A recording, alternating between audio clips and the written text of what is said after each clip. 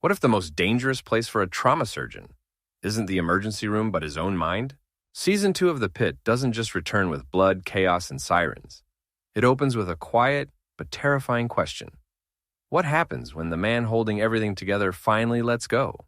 Dr. Robbie's final shift before his sabbatical isn't just another day at Pittsburgh Trauma Medical Center, it's a reckoning. And by the end of this episode, it becomes painfully clear that The Pitt isn't just a medical drama anymore.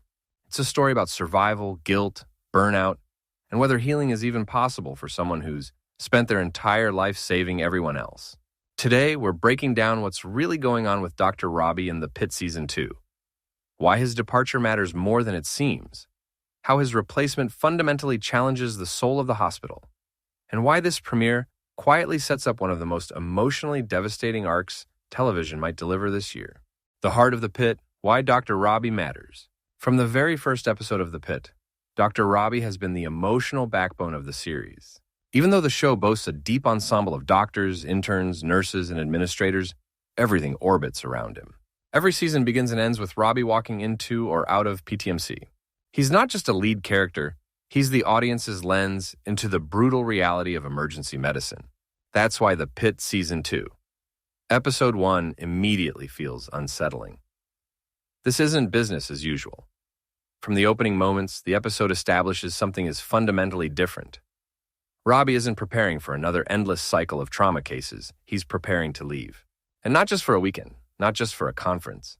This is his last shift before a 3-month sabbatical. The sabbatical, escape or necessity. On the surface, Robbie's decision sounds almost peaceful. He explains that he plans to visit head-smashed-in Buffalo Jump in Alberta, Canada, a UNESCO World Heritage Site, sacred to the Blackfoot tribes. Historically, it was a place where buffalo were driven over cliffs during hunts, symbolizing survival, sacrifice, and the fine line between life and death. And that symbolism is not accidental. Robbie choosing a location so deeply tied to mortality and survival speaks volumes about where his headspace truly is. This isn't a vacation, it's a pilgrimage. A man who nearly ended his life at the end of Season 1 is now traveling to a place defined by ancient death rituals. That's not subtle storytelling, it's deliberate foreshadowing. The hospital clearly knows Robbie can't just vanish without consequences, so they bring in Dr. Baran Al-Hashimi, a former VA attending physician, to take over the day shift while Robbie's gone.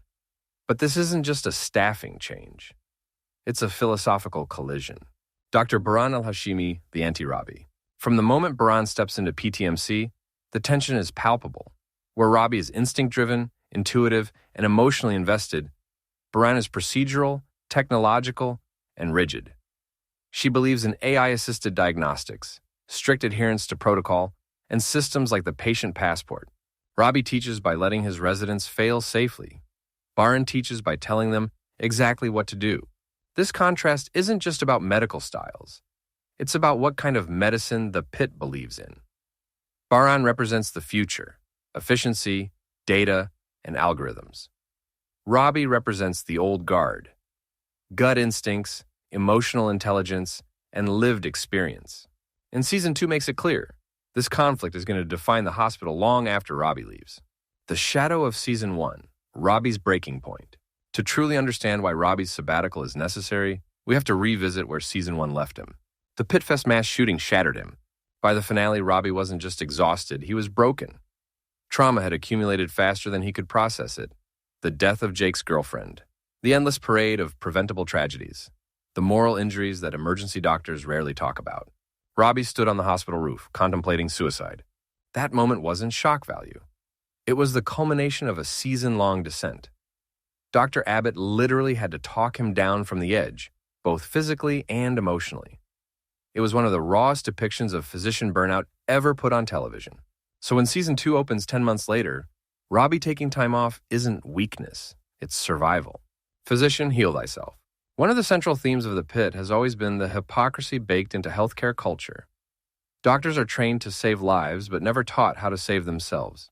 Season 2 finally forces Robbie to confront that truth. This sabbatical is the show's way of asking whether healing is actually possible for someone who's seen too much. Whether stepping away can undo years of suppressed trauma, or if the damage is permanent. And here's the genius part.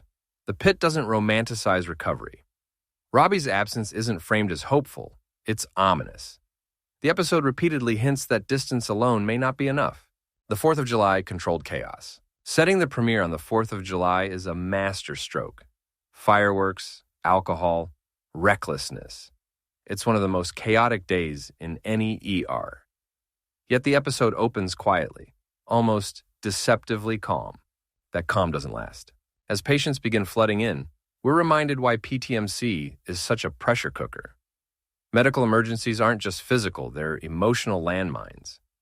An abused child, a nun with a grotesque infection, an elderly woman high on marijuana edibles, an Alzheimer's patient who just lost her husband. And then there's the most unsettling case of all, an abandoned baby with mysterious symptoms. This infant becomes the episode's cliffhanger and potentially the season's emotional core. A helpless life dropped into a system already stretched to its limits. Sound familiar? Huckleberry's evolution, Robbie's legacy. Perhaps the most quietly powerful moment of the episode comes from Whitaker, once the wide-eyed intern known as Huckleberry. Now a first-year resident, Whitaker mirrors Robbie more than anyone else. He mentors students. He trusts his instincts. And when a patient dies, he calls for a moment of silence, unaware that Robbie is watching from behind him. That's legacy. Even as Robbie prepares to leave, his influence remains embedded in the walls of PTMC. The show subtly suggests that Robbie's greatest impact may not be the lives he saved, but the doctors he shaped. Langdon's return, unfinished business. No premiere would be complete without reopening old wounds. Enter Langdon. After his prescription drug theft and Season 1 fallout, Langdon is back clean, humbled, and trying to make amends. But forgiveness doesn't come easy in the pit. While patients offer grace, Robbie does not. Instead, Robbie assigns Langdon to triage a symbolic demotion that speaks volumes. This isn't revenge, it's distrust. And it proves that even as Robbie tries to heal, some scars remain too deep. AI vs. instinct, the future of the pit. Season 2 clearly positions AI as a central conflict, not as a villain, but as a moral challenge. Baran's belief in technology isn't wrong, it's inevitable. But the pit asks a haunting question. What gets lost when medicine becomes purely data-driven? Whitaker's belief in gut instinct, Robbie's emotional intelligence, the moments AI can't measure grief, fear, humanity. This tension won't resolve easily, and that's the point. Final thoughts. What Season 2 is really about. At its core, The Pitt Season 2 isn't about whether Robbie leaves, it's about whether he can come back whole.